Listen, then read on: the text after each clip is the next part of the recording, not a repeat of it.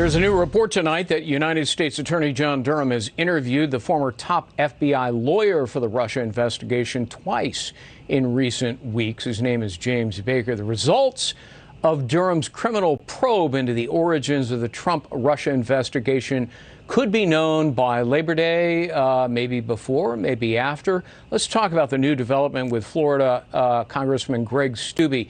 He is on the House Judiciary Committee. Congressman, thanks very much. I want to play a soundbite from President Trump talking to our own Maria Bartiromo, and then I'll get your reaction. Here it is.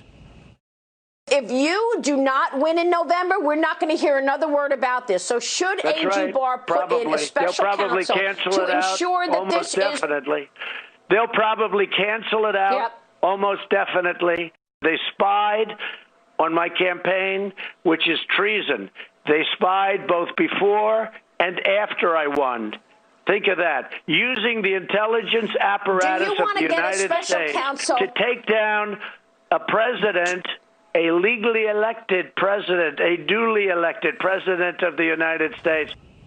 Congressman, what about the first part? If Biden is elected, does this investigation and any indictments therefrom magically disappear?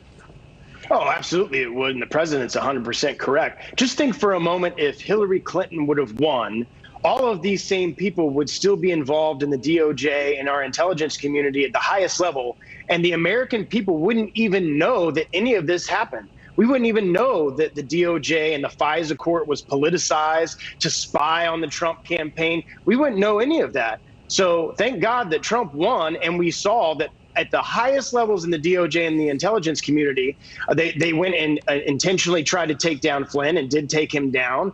They went after all of these individuals and spied on American citizens using and politicizing the Department of Justice and our intelligence community. And thank God that Trump won so that that was all exposed and all those actors are no longer in those different communities. As I mentioned, Durham has been interviewing James Baker, former general counsel for the FBI, who said he scrupulously examined the first FISA warrant to make sure it was proper.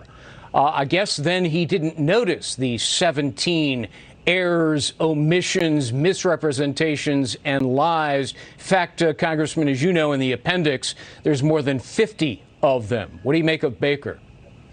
Yeah, so if he completely oversaw all of that, then he's also to blame for the misrepresentations, the inaccuracies, and the failing of advising the FISA court of exculpatory information, failing to advise a court that is surveilling the American people and American citizens of information that the reports that they based all of this information on was bought for and paid by the Democratic Party and Hillary Clinton's campaign, and that was used as a basis. And they knew at that time that it was inaccurate, and they still move forward with it. And that just goes to show you how politicized the deep state was in the DOJ and the FBI. Beyond the corruption, abuse of power, and malfeasance at the FBI, there were others involved in this. Would you point the finger at people like former CIA Director John Brennan, who appears to have been the instigator of the Russia hoax and who may have politicized intelligence to target Trump?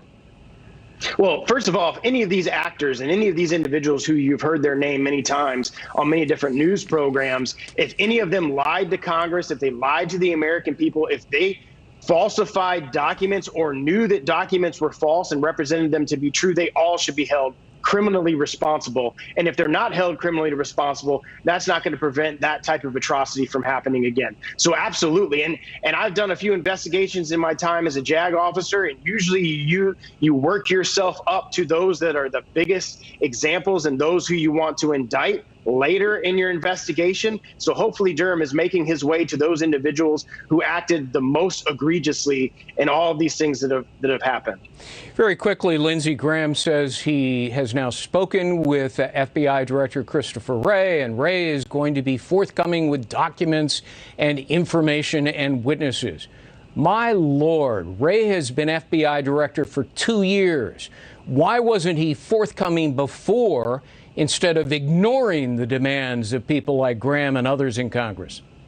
Well, yeah, and why did it take the presiding chairman of the Judiciary Committee to subpoena documents, to ask for information and not be forthcoming about it. If the Democrats weren't in control of the House and the Republicans had control of the House and Jim Jordan, instead of being the ranking member, was the chairman, we'd have Jim Comey sitting before the Judiciary Committee and answering tough questions from Republican members. But none of that's happening because the House is run by Democrats. So we have to rely upon Lindsey Graham and the other Republicans in the Senate to get this information.